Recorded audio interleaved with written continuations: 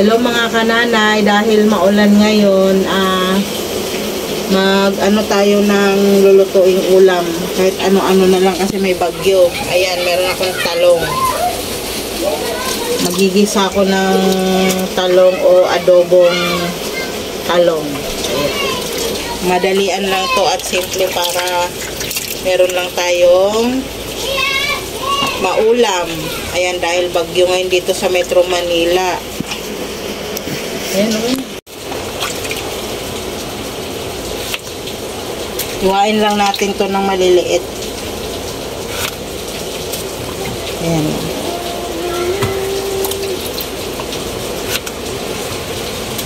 Naririnig nyo ba mga kananay ang lakas ng ulan? Hindi tumitigil ang ulan dito. Maya-maya bumubugso.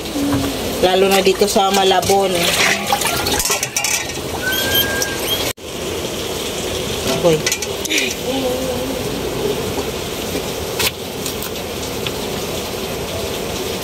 At syempre, kung ano lang yung meron akong pangsahog dito, yun lang ang gagamitin ko. Kasi nga bumabagyo ngayon. Importante may maulam. Hindi na magpili-pili. Ayan, gaganituhin lang natin yun.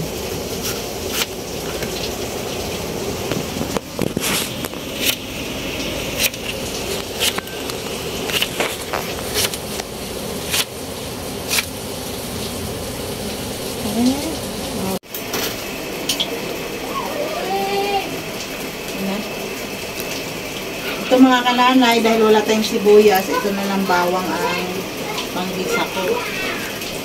Pwede na to kasi hindi na punta sa palengke dahil yung kalsada din sa baba. Lahat na, saka maulan, baka sa ulan nakakatabat na lumaba. Ito na lang bawang. Pwede na to. Kailangan lang maging mapamaraan. So, kung anong meron, yun na lang. Tapos, ang isasaw ko dito sa, itong boneless na dilis. Ayan, bigay ng hipag ko yan. Kaya masayang. Gawa ng paraan para maluto. Diba ang dami? Kaya masarap yun.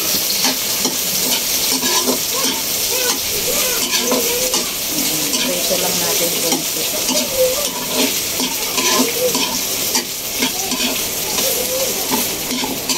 Kasi nakakasawa na rin ang preso. Ayan, lagay natin sa gulay.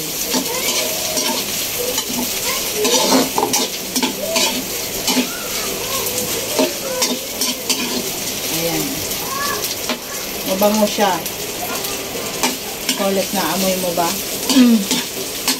Hindi nyo na-amoy mga kananay kasi nandyan kayo sa phone. Lalagay ko na yung gulay. Talong. Hindi ko na yan lalagyan ng tubig kasi yung talong. Nagtutubig na yan ng pusa. Ayaw ko ng may sabaw na gulay na sabaw. So, tama na. Pusa na yung isang nagtutubig.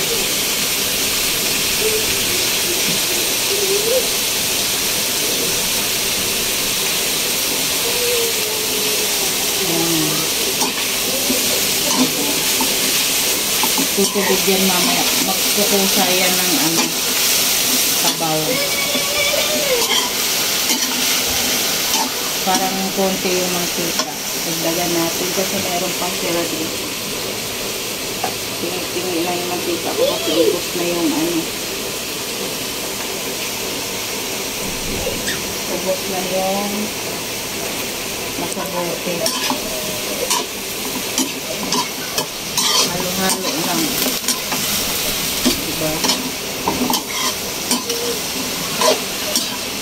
Masarap na yan. Tapos lagyan ng toyo. Hindi na asin ang alat na yun. Hindi natin maglalagay ng asin.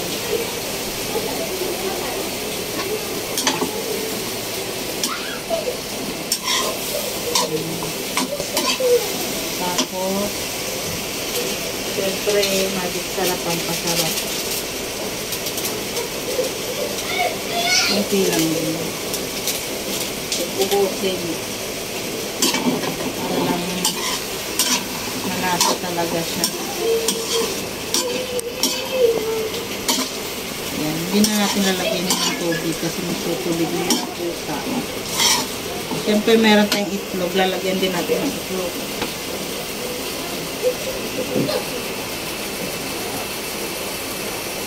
Ayan. Dalawang itlog. Kasi di ba masarap yung talong na may itlog. Ito, nilagyan lang ng ano, para maiba naman ng tuyo na maliliit. Boneless yan siya na tuyo, mga kananay. Dilis na boneless.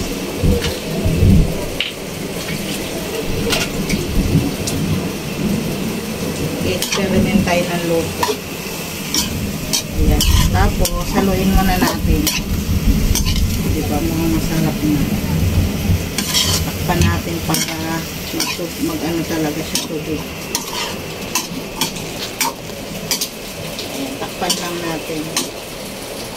Maya pwede na yan.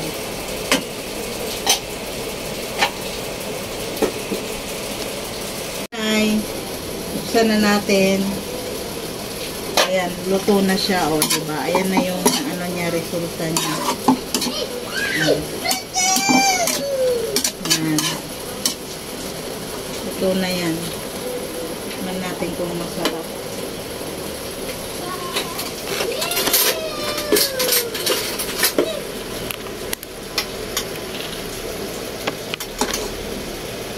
Mainit.